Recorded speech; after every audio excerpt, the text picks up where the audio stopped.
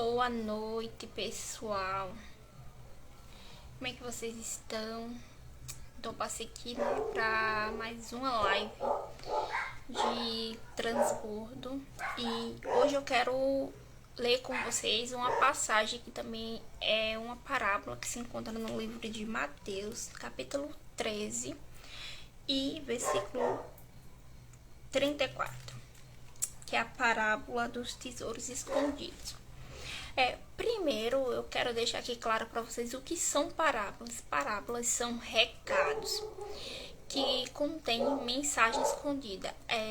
Se você participou aí de escola dominical, geralmente as tias que ensinavam ali, elas falavam, e alguns pastores falam o seguinte: as parábolas são história para que facilitasse o entendimento do povo. Só que não é isso. Geralmente as pessoas aprenderam de forma errada. As parábolas é justamente o contrário. As parábolas são para que a maioria das pessoas não entenda o que de fato está escondido ali dentro daquela história. As parábolas são seleção. Porque se você nunca ouviu falar isso, eu vou te falar. Existe o reino e existe o paraíso, a salvação. Quando você acessa o sangue de Jesus, você ganhou acesso ao paraíso, à salvação. Só que tem outro, vamos supor, lugar.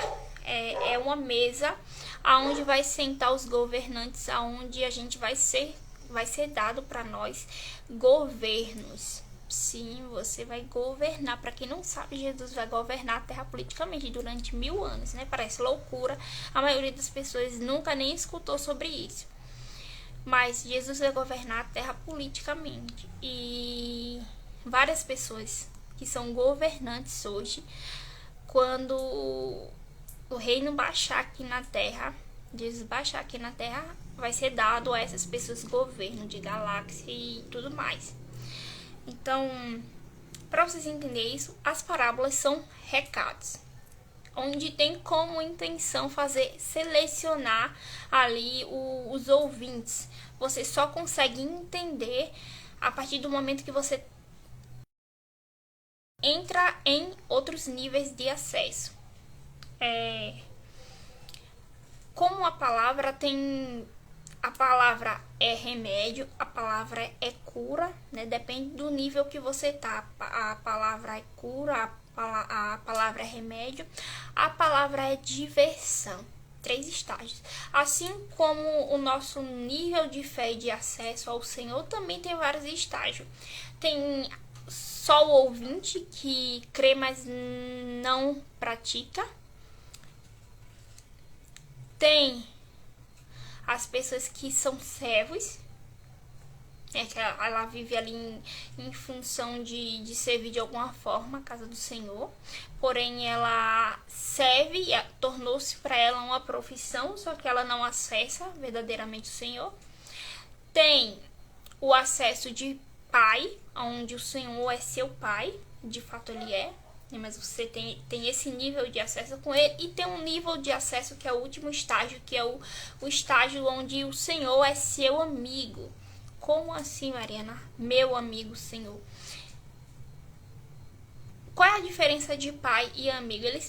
Antes de você passar por qualquer estágio, você vai ter que passar por todos esses, e esses estágios estão dentro do nível de acesso de pai ou de amigo.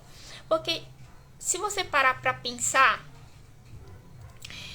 você não conta tudo ao seu pai. Seu pai, você conta só aquilo que você quer mostrar para ele. Você quer mostrar para ele que você é uma boa filha, que você sempre faz as coisas certinho. Você não vai contar ao seu pai sobre o seu relacionamento. Você não vai contar ao seu pai o julgamento geralmente que você faz com as pessoas ou o seu erro. Você geralmente vai contar só o seu lado da história, que foi bonzinho para a pessoa e alguém te machucou. Já no nível de amigo, você percebe que quando a gente tem um amigo, a gente conta tudo. Mesmo a gente tendo errado, a gente conta para aquela pessoa, porque a gente sabe que aquela pessoa Se ela julgar, ela vai falar assim, olha, isso aqui tu fez errado, isso aqui tu fez certo. Então o Senhor quer que a gente seja amigo dele, onde a gente coloca ele na posição de amigo e a gente senta com ele e fala, eu fiz isso, isso aqui, eu tive esse pensamento, eu falei essa coisa, eu senti esse sentimento. E aí você começa a ter uma disrupção na fé, porque você não entra na presença dele mentindo, você não entra na presença dele se vitimizando, porque a gente adora fazer isso para nossos pais, né? Quem nunca chegou diante do seu pai, um coleguinha bateu, ou alguém fez uma cara feia, ou alguém xingou, e já chegou diante do seu pai se vitimizando, chorando, falando aquela pessoa fez isso comigo, eu não fiz nada, e muitas das vezes você fez, de alguma forma, né? E quando a gente tá na posição de amigo do Senhor, do nosso Pai, a gente conta tudo, a gente não tem medo daquela pessoa julgar nós, a gente tá ali, a gente de fato quer desabafar, aquela pessoa praticamente uma terapeuta nossa, né? A gente conta sonhos, projetos, a gente fala coisas do nosso íntimo, que a gente geralmente não conta pros pais.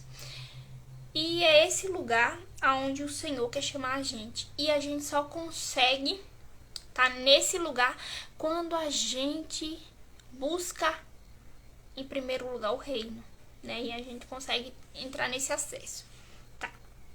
Agora que você já entendeu que parábolas são recados escondidos, né? Eu ouvi algumas vezes que parábolas são histórias, mas agora que você sabe, eu também que não é, vamos para a parábola. E essa parábola aqui é a parábola do tesouro escondido, que se encontra no livro de Mateus. Eu vou colocar aqui, vou fixar. Mateus 13, 44.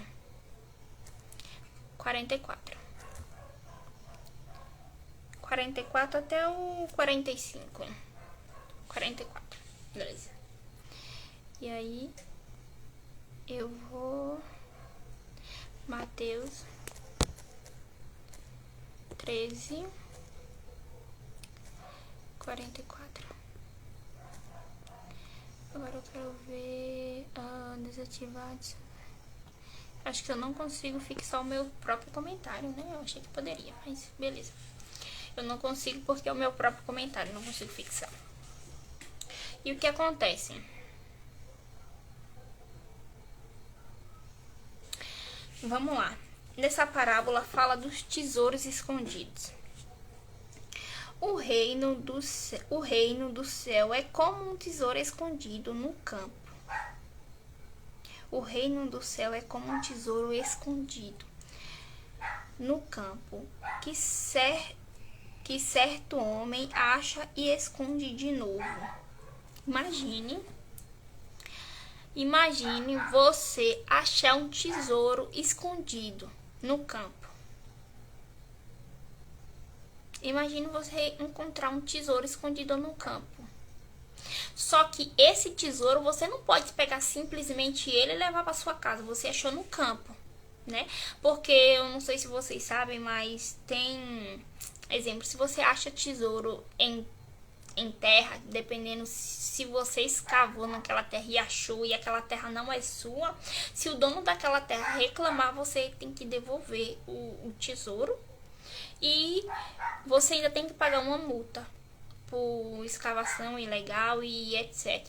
E a mesma coisa é no reino. Imagine você chega no campo e você encontra um tesouro escondido. Você não pode simplesmente ir lá pegar, meter a mão e é seu e pronto, não.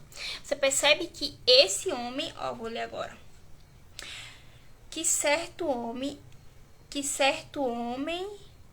acha e esconde de novo. Então, ele achou o tesouro. Esse tesouro é quem? É o reino, Jesus. E esse homem pega esse tesouro e esconde de novo.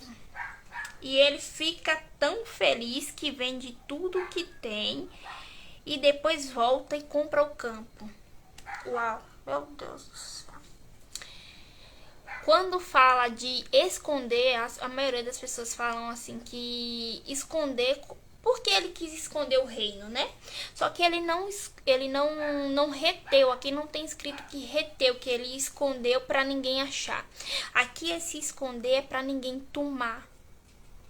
Porque se você não tiver bem preservado o reino no seu coração, as coisas da terra vai vir, pessoas vão vir querer tomar aquilo que você tem. Tomar como? A religião, muitas das vezes, pessoas religiosas vai, quando você estiver acessando, estiver andando como filho, vivendo como filho, as pessoas vão vir querer falar assim, ei, peraí, isso aqui não é teu não.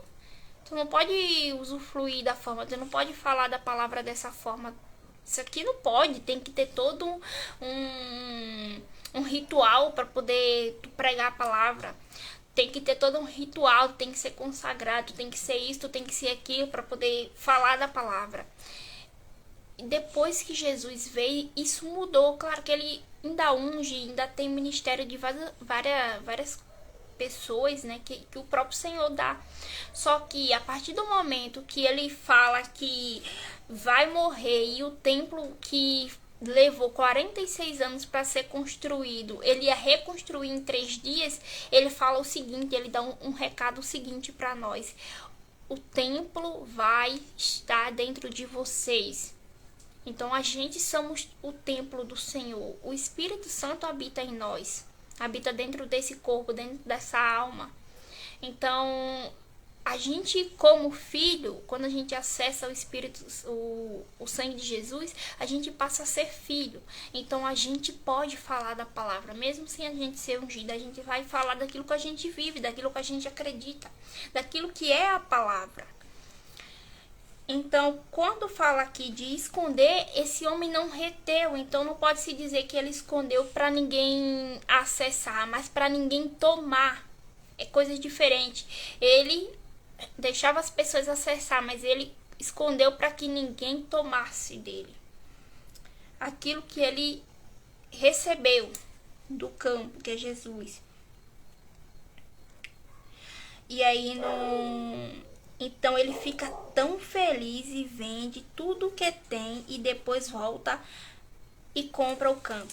Então, lá em Provérbios 4:7, eu vou abrir aqui para vocês, fala sobre a sabedoria, né? Porque esse campo é a sabedoria. E quem é a sabedoria? O próprio Jesus. É engraçado que se você pegar o 19, Mateus 19, vou abrir com você, deixa eu abrir logo Provérbios. Lá em Mateus 19, mas deixa eu abrir Provérbios, fala sobre Provérbios 4:7. Fala sobre o jovem rico, né? Eu vou passar lá pra gente falar sobre isso. E fala assim, em Provérbios capítulo 4, versículo 7, fala assim: para ter sabedoria é preciso primeiro pagar o seu preço. Use tudo o que você tem para conseguir a compreensão e ame a sabedoria e ela tornará importante. Abrace-a e você será respeitado. Então, esse campo, por que ele que compra esse campo? Porque ele tinha encontrado a própria sabedoria, que é Jesus. Então, em Provérbios 4:7 fala que se você encontrar sabedoria, venda tudo para adquiri-la. E quem é a sabedoria? O próprio Jesus, né? E aí no 8 fala assim: escute, meu filho, aceite o que eu digo e você terá vida longa. É o conselho que, deixa eu vir aqui, que Jesus deixa para nós, né?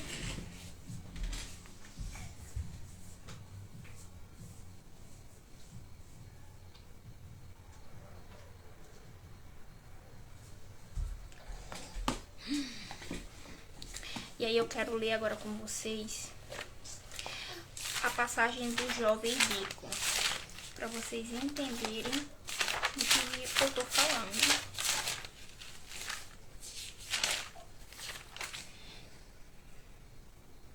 Mateus 19:16. A do jovem rico.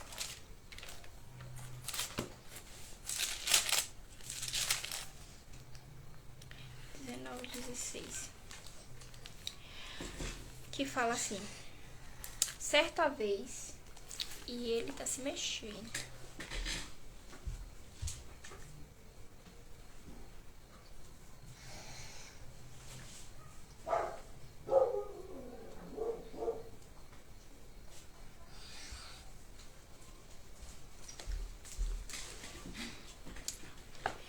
Certa vez, um homem chegou perto de Jesus e perguntou: Mestre, o que devo fazer de bom para conseguir a vida eterna? O jovem rico perguntando, ele era muito esperto. Olha a pergunta que ele fez para Jesus: Mestre, o que eu preciso fazer para ter a vida eterna? Jesus respondeu: Por que é que você está me perguntando a respeito do que é bom? Né? Por que é que Jesus está Por que é que ele está perguntando a respeito do que é bom, a respeito da vida boa? Bom, e ele respondeu: bom, só existe um, né? Jesus falando: se você quer entrar na vida eterna, guarde os mandamentos. Você vai perceber aqui agora que aqui também é um código surreal do reino e as pessoas lê e não entendem. Que ele fala: guardem os meus mandamentos, que Jesus fala: guardem meus mandamentos e terá vida eterna. E aí ele falou assim: que mandamentos? Perguntou ele. Jesus respondeu: não matem, não cometa adultério, não roube, não dê falso testemunho contra ninguém. Respeite o seu pai e sua mãe, ame uns aos outros como se ama a você mesmo. Aí ele falou assim para Jesus: eu tenho obedecido a todos esses mandamentos, respondeu o moço. E aí ele fala o seguinte: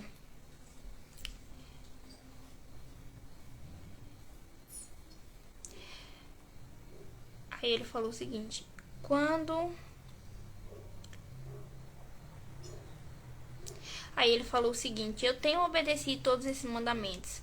Respondeu o moço: o que mais me falta fazer?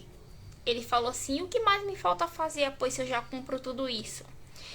E aí Jesus respondeu assim: se você quer ser perfeito, vá, venda tudo que tem e dê o dinheiro aos pobres.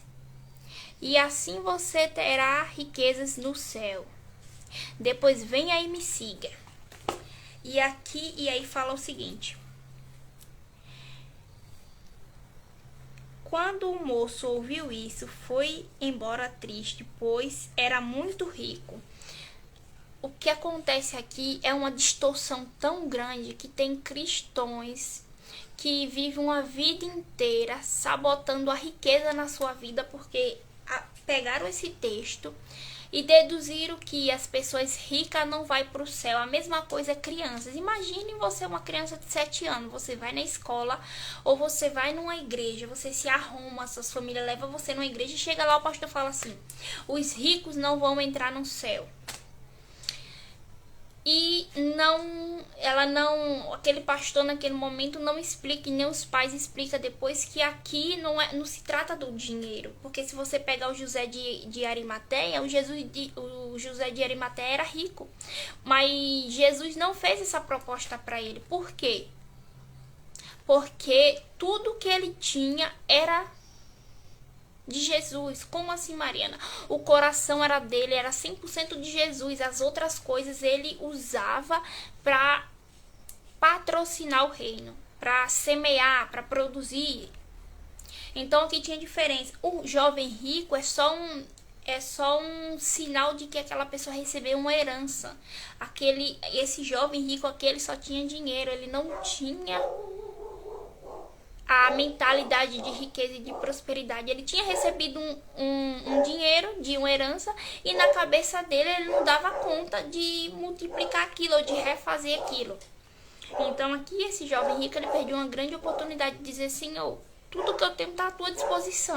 E Jesus só queria isso, que ele dissesse: Senhor, tudo que eu tenho está à tua disposição para patrocinar o reino, para a mensagem chegar mais longe. E mais para baixo vai dizer assim, que é mais possível E aí eu quero continuar lendo aqui para vocês, que é pra, assim, mexer no ponto crucial, que é onde as pessoas se perdem, que é o seguinte. E aí ele ficou muito triste, né? Jesus então disse aos discípulos: eu afirmo a vocês que isso é verdade e muito difícil um rico entrar no reino dos céus.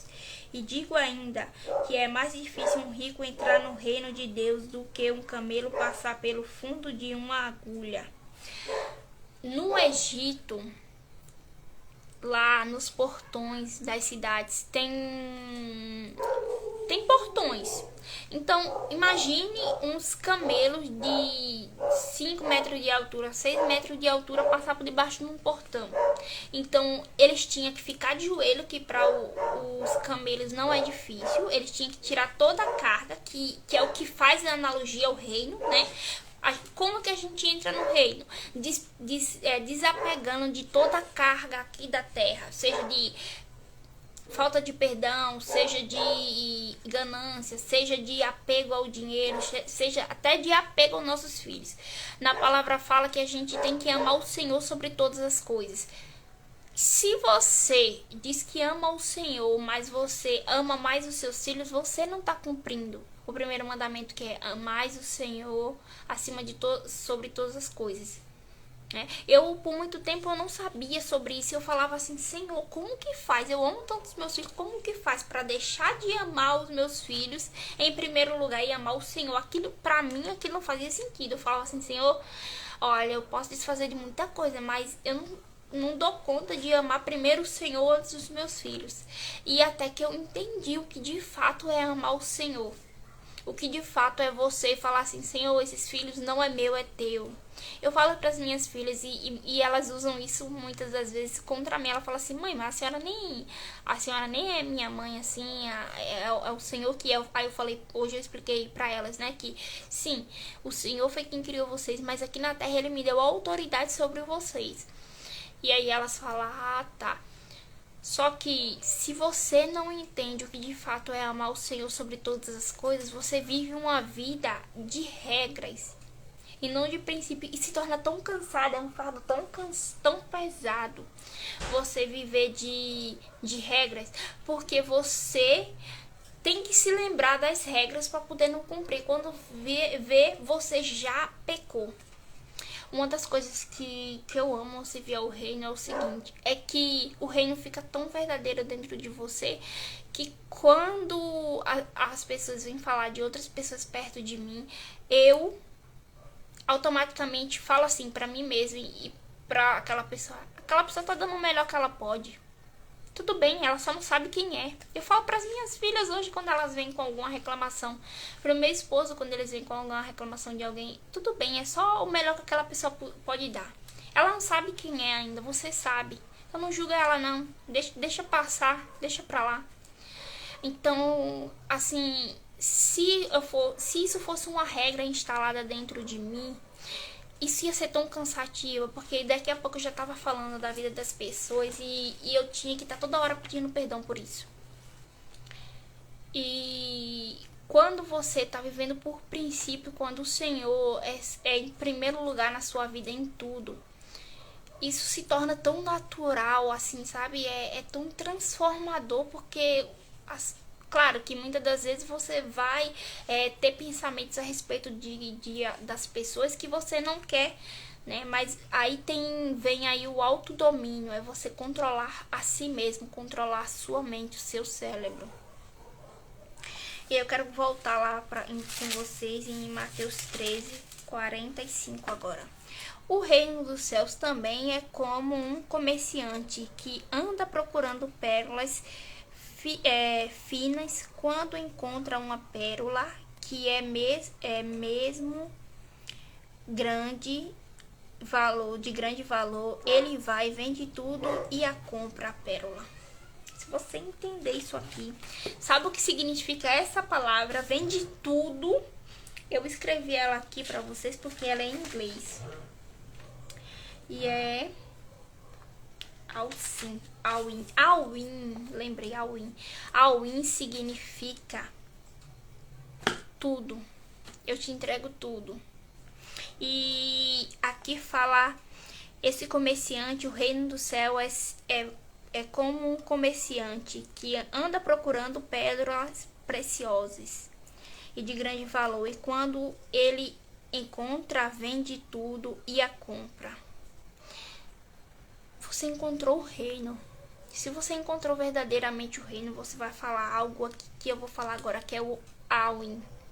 All-in é: Senhor, eu te entrego tudo, eu te entrego a minha vida, eu te entrego reputação, eu te entrego os meus filhos, o meu casamento, eu te entrego as minhas empresas, eu te entrego todo o patrimônio, eu te entrego a minha boca, a minha voz, a minha história, eu te entrego o passado, presente e futuro.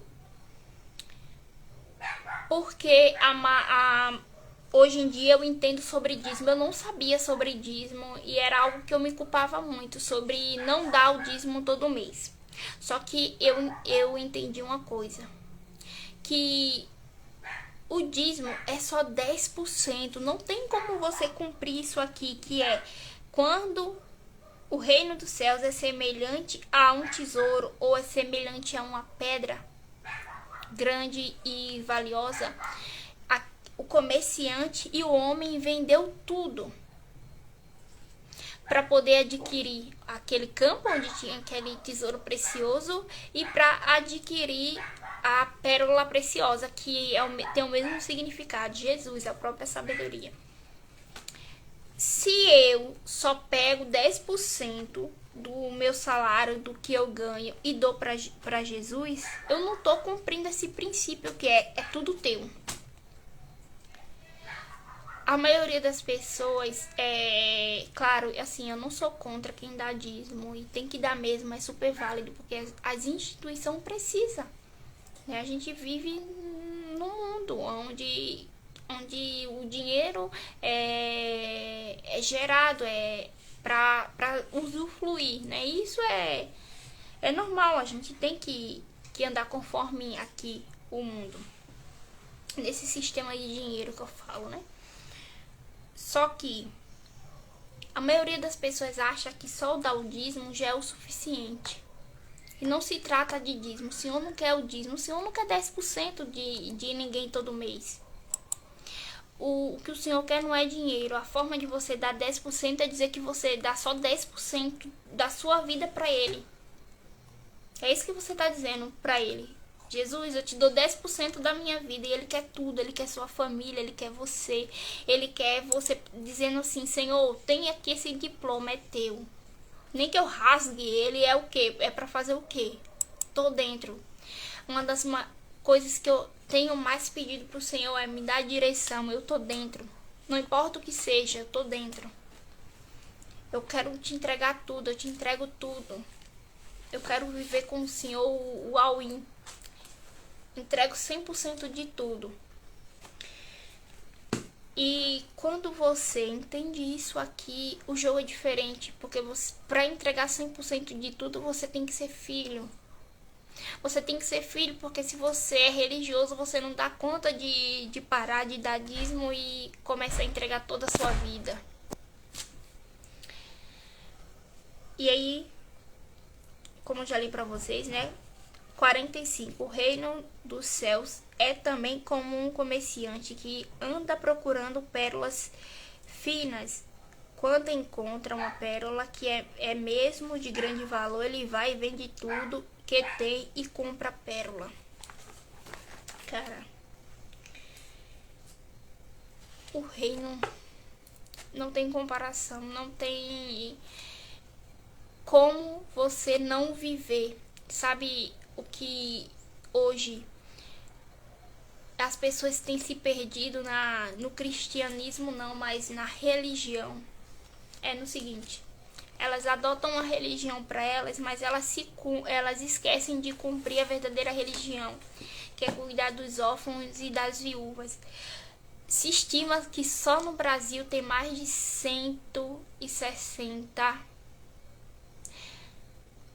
mil cristãos. E muito mais, né? Não, na verdade eu errei esse número, não é mil não, é milhões, tá?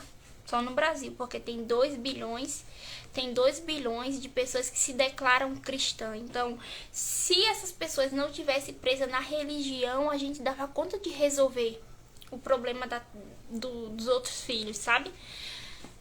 O problema é que a gente tá vivendo na religião.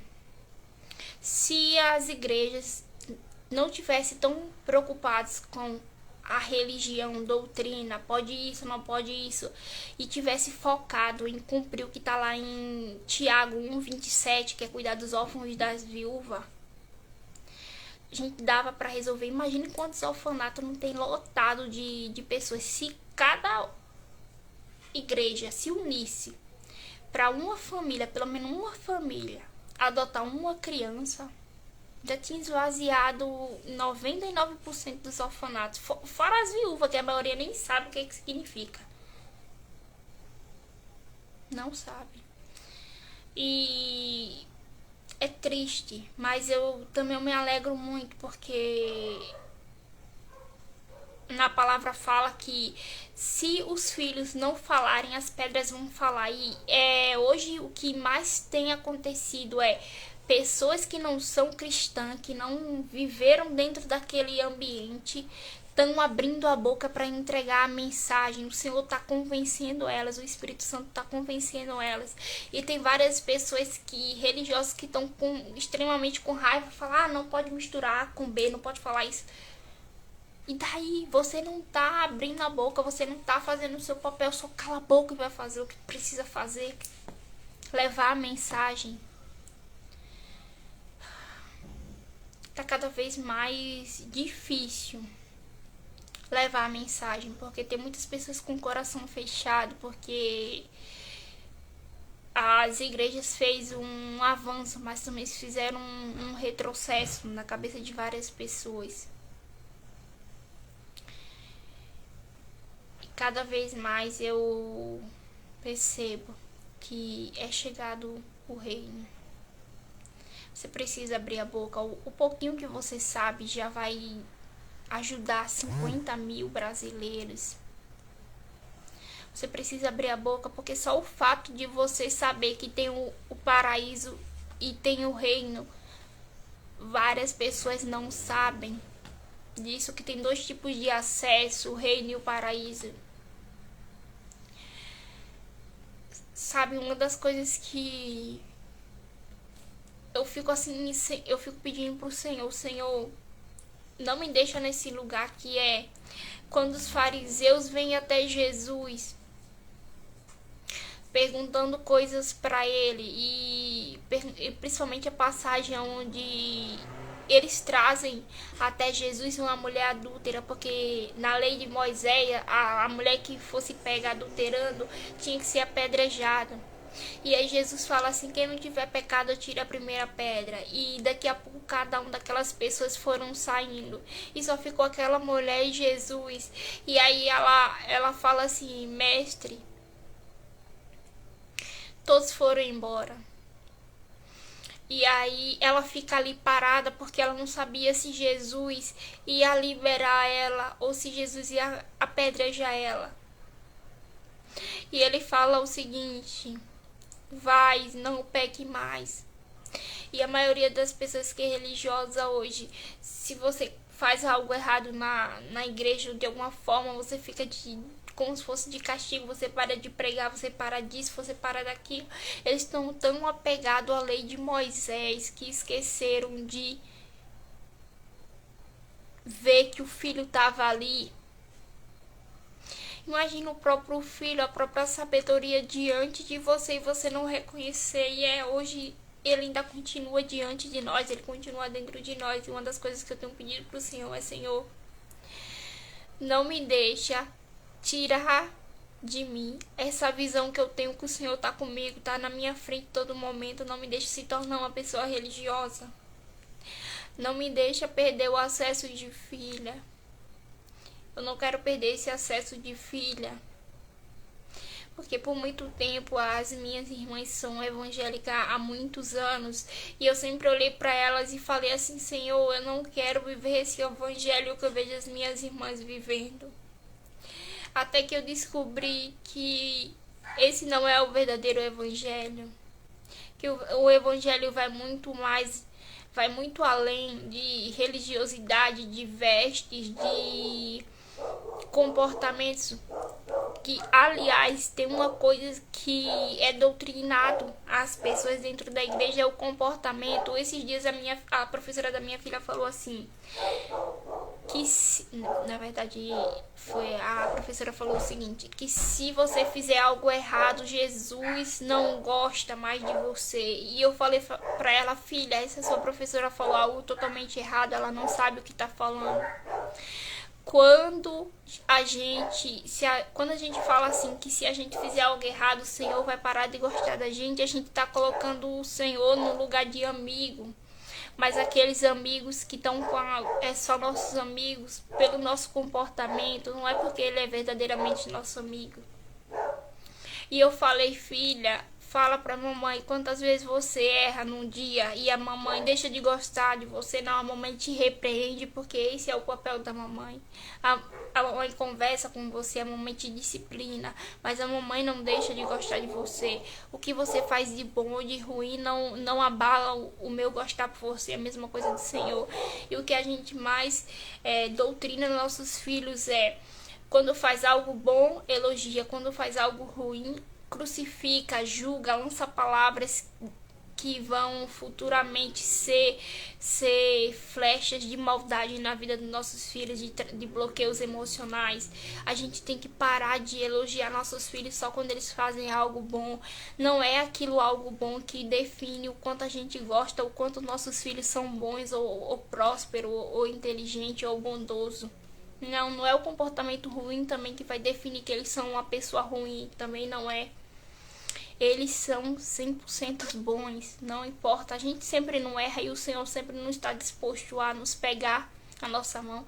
Na palavra fala que não há nada que a gente fez ou venha a fazer que diminua o amor que ele tem por nós. Então, como que eu posso dizer para um filho meu ou para uma pessoa que se eu fizer algo de errado, o Senhor vai deixar de me amar? Não. Tem disciplina, sim. É igual uma pessoa que te machuca. Você não pode prender aquela pessoa no seu coração. A falta de perdão, quando alguém erra com você, e a falta do seu perdão sobre a vida daquela pessoa, você não tá prendendo só você tá prendendo aquela pessoa também. E quando você libera o perdão, você libera a vida daquela pessoa e você faz o principal, se libera. Então, quando eu libero uma pessoa, eu libero a minha vida. Porque eu tô falando assim pra aquela pessoa: ei, você errou comigo, mas o que você fez comigo não significa que você não é amada, que eu não te amo. Significa só que você me magoou, você tem uma disciplina a se cumprir. E a disciplina muitas das vezes vai ser: aquela pessoa não senta mais na sua roda de amigo, aquela pessoa não tem mais acesso à sua casa, à sua família. Só que você não pode deixar de falar com aquela pessoa, você não pode passar a odiar as pessoas. Porque o Senhor nos fez imagem e semelhança dele. Então, quando eu falo pra alguém: eu não gosto de você, eu tô dizendo pro próprio Senhor: eu não gosto do Senhor. Então não faz sentido. São coisas que a gente foi doutrinado aqui na terra, que não tem nada a ver com o reino e que apaga o reino em nós. Quando eu falo para uma pessoa assim: eu não gosto de você, eu tô falando para aquela pessoa: eu não gosto do Senhor. Tô falando para Deus: eu não gosto do Senhor. Então a gente aprende umas coisas aqui na terra que é assim, o próprio Satanás que utiliza daquilo que é para apagar, para as pessoas não saber o que de fato é o reino. E o que a gente mais faz isso hoje é com os nossos filhos. A gente ama falar a palavra não. Sabe o que eu aprendi hoje? Que a gente fala até os 8 anos de idade dos nossos filhos, a gente fala para eles mais de 100.000 vezes a palavra não. E sabe o que a palavra não faz no nosso cérebro? A gente tem 3 cérebros. O reptiliano, agora esqueci, mas são 3. Então um pouquinho, o alha e o frontal, o neurocórtex, que é onde a gente constrói imagens. Tem o córtex, né, que é essa parte aqui. A gente praticamente como ser humano tem essa parte aqui, que é o neurocórtex. E a palavra não, ela cria uma distorção dentro da gente. A gente começa a associar e a reter tudo aquilo que a gente ouve com a palavra não, porque também foi descoberto a seguinte coisa, que tudo aquilo que a gente alimenta aumenta. Então, se eu começo a alimentar, exemplo, eu começo a alimentar um sentimento ruim. Como que eu alimento esse sentimento ruim? Um sentimento veio e eu fico preocupada porque eu tô tendo aquele sentimento. Ou uma coisa mais prática, eu tô com uma conta para pagar e aquilo me perturba. Então eu começo a pensar que eu tenho aquela dívida e aquilo aumenta, expande. Ou seja, você vai trazer para você mais falta de dinheiro, mais falta de recurso, porque você tá emanando uma preocupação. Então você tá dizendo pro universo que aquela é a frequência que você tá jogando para ele. Ou seja, mesmo você sem querer atrair, você acaba atraindo, porque você tá deixando a sua energia crescer naquela área. É muito louco e é muito real. Então tudo aquilo que você acha que não é capaz de criar já foi criado, já está dentro de você, só que você precisa fazer um processo inverso com você mesmo, que é, a gente é muito inteligente porque foi o próprio pai que nos criou, só que a gente precisa fazer o seguinte, a gente precisa fazer com que os nossos neurônios se conectem, para que a inteligência que o Senhor já colocou dentro de nós brote. Mas a gente só consegue ativar essa inteligência se a gente estuda, se a gente foca e declara. As declarações também têm muito poder. Então eu aprendi várias coisas sobre isso. E o que tudo isso tem a ver com uma parábola? Simples. Se você entender e aceitar primeiro Jesus, que a gente não acessa o reino, não acessa a Deus sem passar por Jesus, que ele é nosso Salvador. Então se a gente aceitar Jesus como Salvador, aceitar e agradecer por ele ter vindo à terra, dar o seu sangue por nós, a sua vida por nós, a gente passa a acessar através dele o Espírito, e o Espírito vai nos ajudar a conectar com o Pai. Então, basicamente o Espírito aponta para o Filho aponta para o Pai. São 3 pilares e a gente vai subindo gradativamente até acessar o Pai. Boa noite, eu já tô terminando aqui, mas quero te agradecer pela presença. Tava falando hoje sobre as parábolas do tesouro escondido, que é uma passagem que se encontra num livro de Mateus, capítulo 13, versículo 44 ao 45, que fala sobre um homem que o reino do céu é semelhante a um tesouro, e que um homem encontrou o tesouro, ficou feliz, vendeu tudo e adquiriu aquele campo, que é a sabedoria, que é o próprio Jesus, né? Quando a gente encontra com Jesus, a gente fala assim, tá tudo aqui, Senhor. A palavra no inglês significa Elohim, que é te dou tudo, te entrego tudo, a minha família, os meus negócios, quem eu sou, a minha história, o meu futuro, presente e passado, tudo que eu ganhar. Recentemente eu descobri sobre o dízimo, né, que é válido você dar o dízimo, só que você está dizendo basicamente para o Senhor, eu te dou 10% da minha vida, e o Senhor não quer 10%, Ele quer tudo. Então, quando você fala assim, eu te dou 10%, você não tá dando tudo. Você é válido dar o dízimo, claro, sem dúvida alguma, e você tem que dar mesmo, né? Mas você tem que ofertar não por obrigação, mas ou por causa de que está escrito no mandamento. Você tem que ofertar, porque você acredita naquela instituição, você acredita na pessoa que usa aquela instituição, que é Deus, né? Só que a gente não deve se apegar ao dízimo, não que a gente não deva dar, mas que a gente não deve se apegar, porque de fato que a gente tem que entregar é 100% tudo. Tá aqui, Senhor, a minha casa, os meus filhos, o meu esposo, o meu propósito, tudo. Eu te entrego tudo. Tem que ser tudo.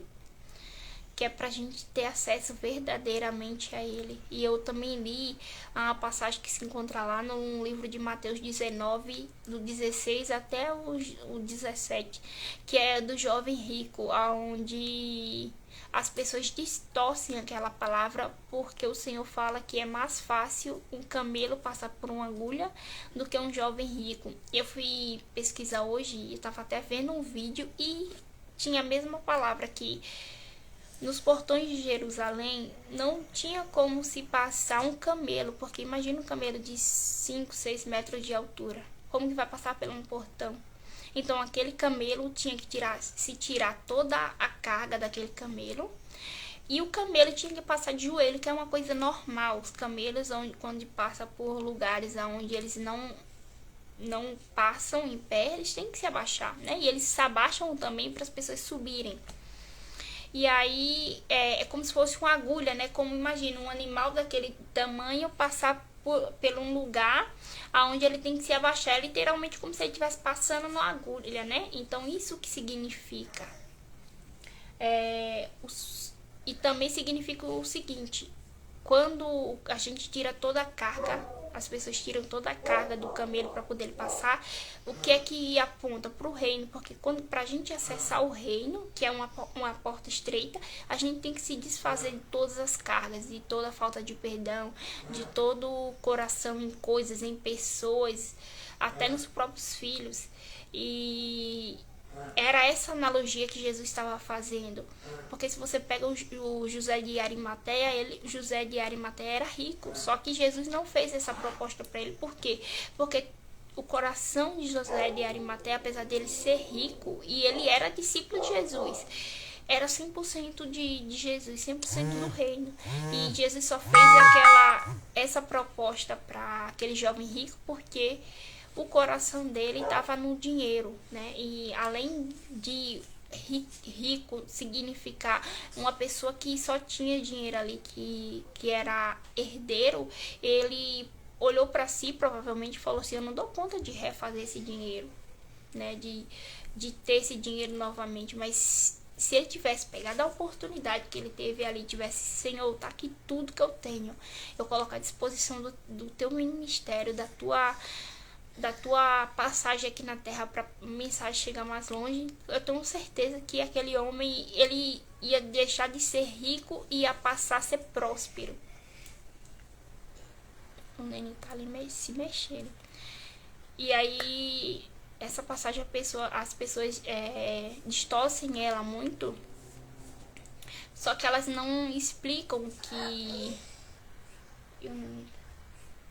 tá incomodado ali, que essa passagem se trata ali da revelação de que você tem que se desfazer de tudo e deixar o coração 100% no Senhor. Não é que você não possa ter nada. Você pode ter tudo o que você quiser, desde que o seu coração não se aparte do Senhor. Então essa foi a palavra e a live de transbordo de hoje sobre a parábola dos tesouros escondidos. Amanhã eu volto, provavelmente aí com mais alguma revelação aí das parábolas, que eu tô aprendendo muito, assim, tá sendo 40 dias de aprender várias parábolas que tenham se transformado a minha mente pra palavra. Espero que tenha ajudado aí vocês, e é isso, tchau, boa noite aí pra vocês.